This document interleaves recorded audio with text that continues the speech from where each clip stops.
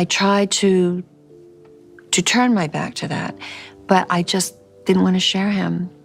Simple as that. As much as he wanted to be married and have a family, I don't know if he was ever cut to be married. At 80 years old, Priscilla Presley has lived through more than most people could imagine. Marriage to the most famous man in the world, divorce under the harshest of spotlights, and decades spent protecting the empire he left behind.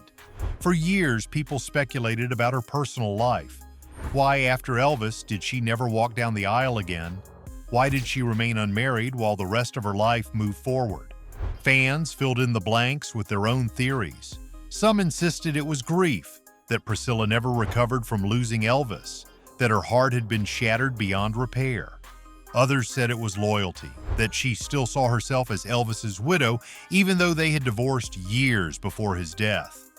A few whispered of control, suggesting no man could ever measure up to the king, and that Priscilla would rather live alone than settle for less.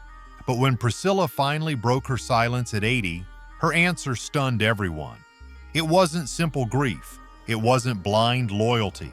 It wasn't bitterness either.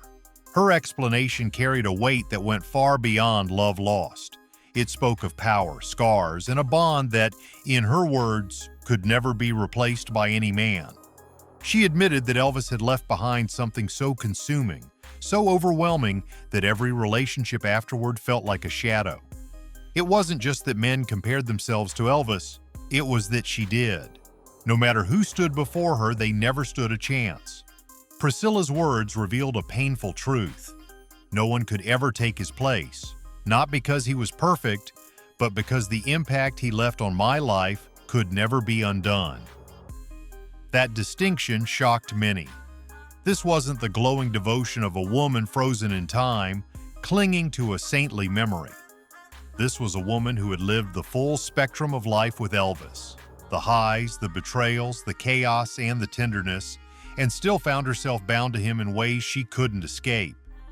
In her confession, she described it as both a gift and a curse. A gift because she had experienced a love so powerful it rewrote the course of her life. A curse because it left no room for anyone else.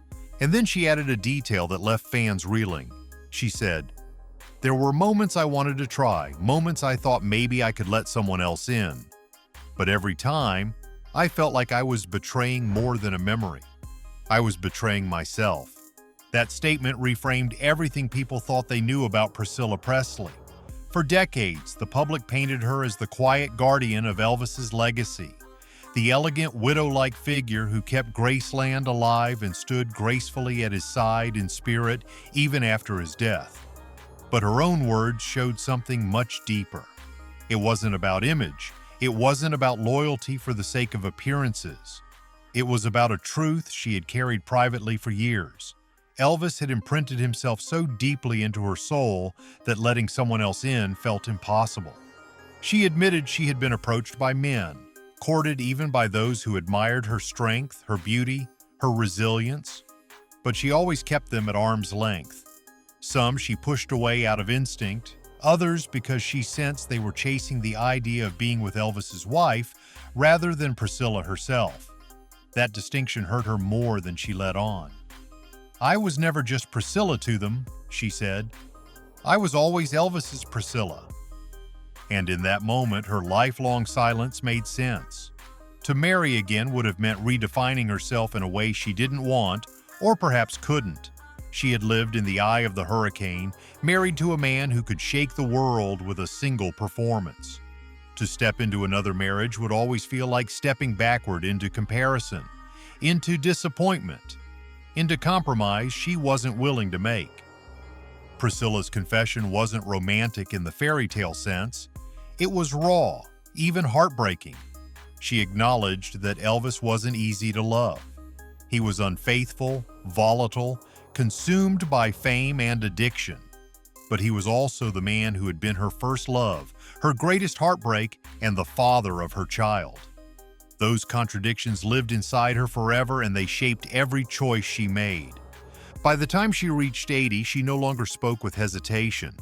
There was no need to protect anyone's feelings, no need to soften the truth. She admitted openly, "I didn't remarry because I didn't want to." My life after Elvis was about survival, about raising Lisa, about protecting his memory. But deep down, it was also because I couldn't imagine standing beside another man and calling him my husband. That space had been taken, permanently. The confession was shocking, not because it was full of drama, but because it was so disarmingly honest. After decades of speculation, Priscilla Presley gave the world an answer that was both simple and devastating. She never remarried because she couldn't. Elvis, with all his flaws and brilliance, had left a mark so profound that no one else could even enter the conversation. And as the world listened, one question lingered in the air. Was her choice a story of undying love or a story of a wound that never healed? To understand why Priscilla's confession at 80 carried such weight, you have to go back to the beginning. The story that looked like a fairy tale but left scars that shaped her entire life. On the outside, she was the young girl who captured the heart of the most famous man in the world. But on the inside, she carried a burden so heavy that it made the thought of ever starting again feel impossible. Priscilla was only a teenager when she met Elvis in Germany. He was already a legend, already surrounded by attention, already living under the kind of pressure most people couldn't begin to imagine.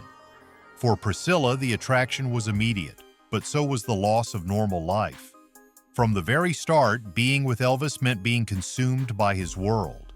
There was no stepping halfway in. You were either all in or you were out. When she moved to Graceland, she was thrust into a lifestyle where adoration and loneliness existed side by side. Fans saw the gowns, the photos, the smiles. What they didn't see was a young woman who often felt more like a shadow than a partner. Elvis could be tender, even sweet, showering her with gifts and affection. But he could also disappear, into tours, into his entourage, into relationships that shattered the fragile trust between them. Living with Elvis was like living with two men at once. One was the man she loved, charming, playful, vulnerable when the world wasn't watching.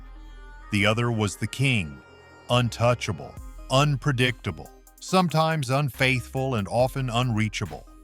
The strain of that contradiction was more than any marriage could bear.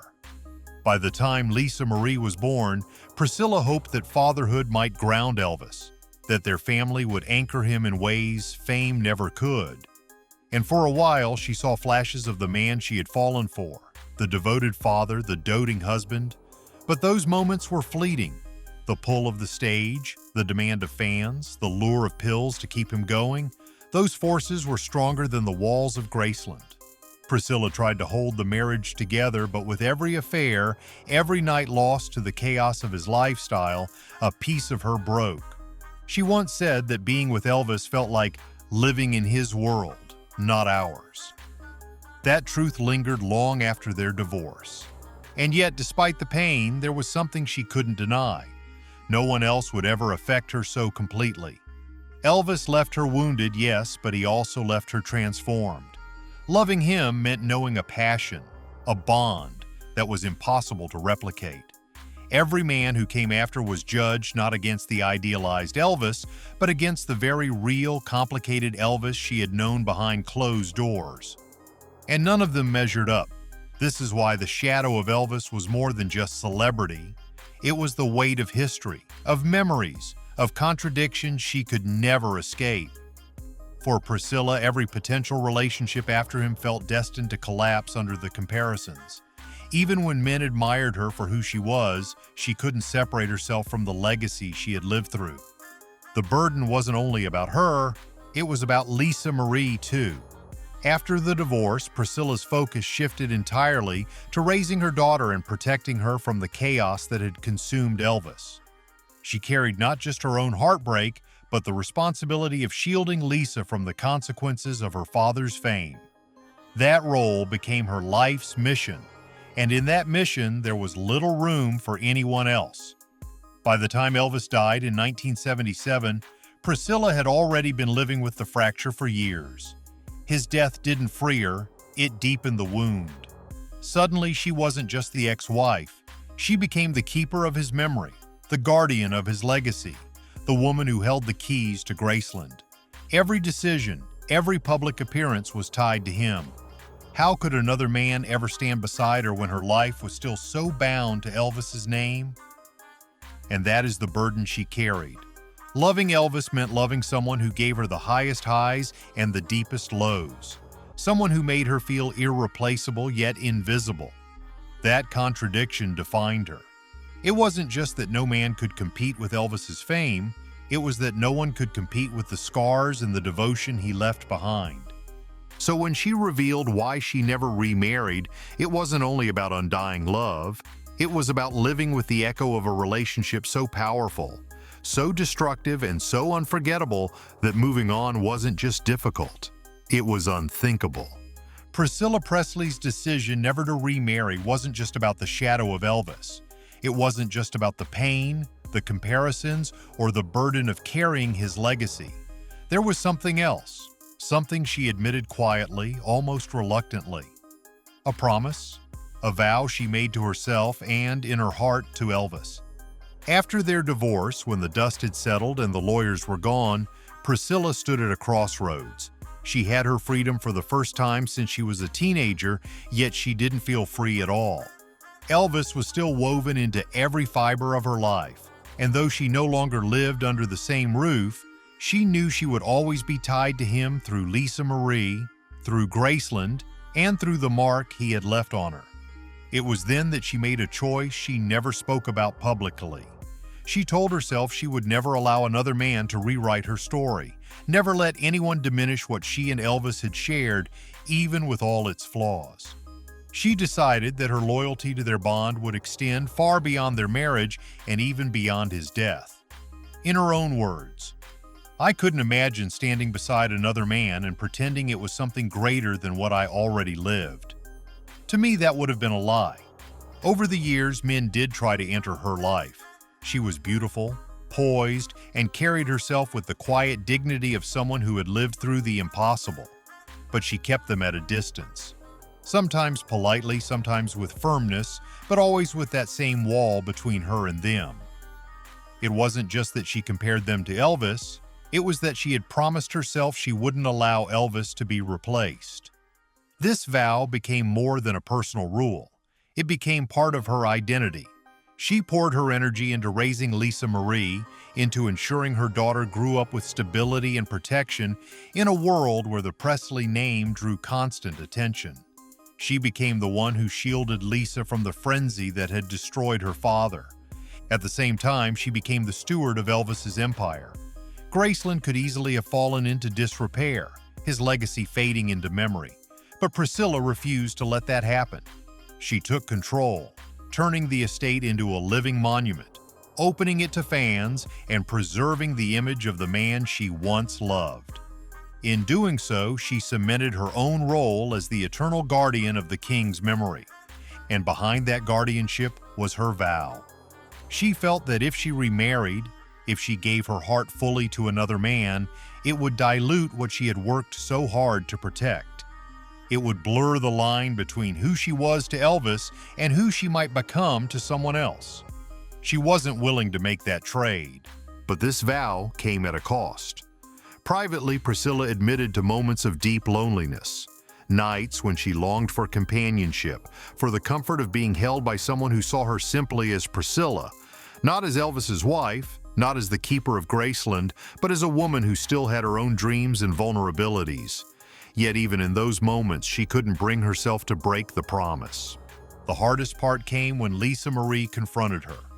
As she grew older, Lisa questioned why her mother never tried to start over. She wondered why Priscilla denied herself the chance at happiness. And in those moments, Priscilla would pause, weigh her words, and finally admit that her loyalty to Elvis and to the vow she carried was stronger than her desire to move on. What she told Lisa revealed the depth of her wound. "I had love, real love, and I couldn't imagine pretending it was possible twice. I had to honor that even if it meant being alone.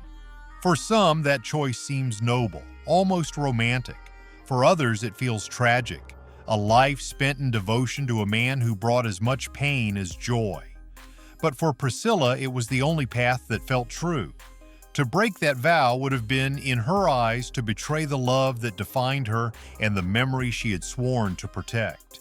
And so she lived with the contradiction: loneliness mixed with loyalty, freedom mixed with chains. Elvis had left her decades earlier, but she never truly let him go. As the years passed, Priscilla Presley's vow became more than a private choice. It became the foundation of her entire life.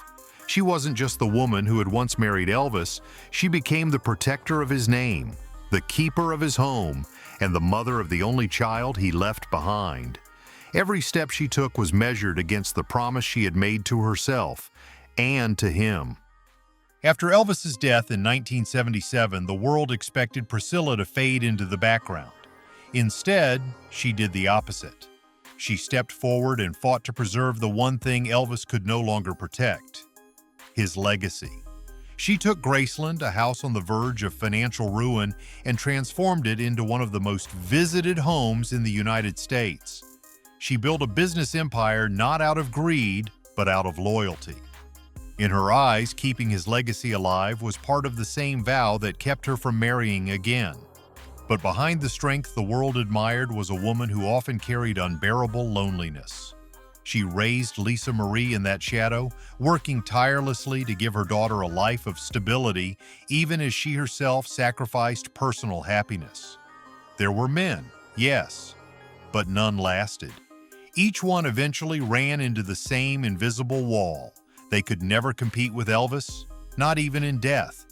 The years turned into decades, and that vow shaped every chapter of her story. And then came the greatest heartbreak of all. In 2020, her grandson Benjamin Q, the grandson who carried Elvis's unmistakable features, took his own life. The loss devastated her, and it shook the Presley family to its core. For Priscilla, it was as if history's weight had come crashing down again, another reminder of the fragile line between fame and tragedy. Then, in 2023, the unthinkable happened. Lisa Marie, her daughter, her confidant, her partner in protecting Elvis's memory, died suddenly at the age of 54. Priscilla was left not just as the guardian of Elvis's story, but as the last standing matriarch of a family marked by brilliance and loss. The vow she had made so long ago took on a new, heartbreaking meaning. It was no longer only about Elvis. It was about everyone she had loved and lost, about carrying forward the legacy of a family that had given the world so much and paid such a heavy price in return. At 80, when Priscilla finally explained why she never remarried, it wasn't bitterness that colored her words. It wasn't regret either. It was acceptance. She acknowledged the loneliness, yes, but she also spoke of the pride she carried in keeping her vow. To her, not remarrying wasn't just about Elvis. It was about honoring the life they had shared, the daughter they had raised, and the family she had protected through fire and storm. She said, "I had one great love, and though it was imperfect, it defined me. Everything else I lived through, the fame, the heartache, the loss, was built on that foundation. Why would I ever try to replace it?" That confession gave her story a finality it had never had before. For decades, the world speculated, created narratives, filled in the silence with their own versions. But in her own voice, Priscilla gave the truth. She didn't remarry because she didn't want to, because to her, love like that doesn't come twice, and because part of her heart, no matter how much it had been bruised, always belonged to Elvis. Her legacy is forever intertwined with his, not just because she was his wife, not just because she became the steward of his empire, but because she chose to live the rest of her life as if the bond they had could never be undone. To some, that choice looks like sacrifice. To others, it looks like devotion. But to Priscilla, it was simply the path that allowed her to stay true to herself. And now, at 80, she has given her final word. She never remarried because she could not imagine belonging to anyone else. Not because Elvis was flawless, but because he was unforgettable. Priscilla Presley's story is one of love, loss, and loyalty that defies time itself. Was her choice noble devotion or tragic sacrifice? What do you think? Should she have opened her heart again, or was her vow the only way to stay true? Share your thoughts below. and subscribe for more untold legacies.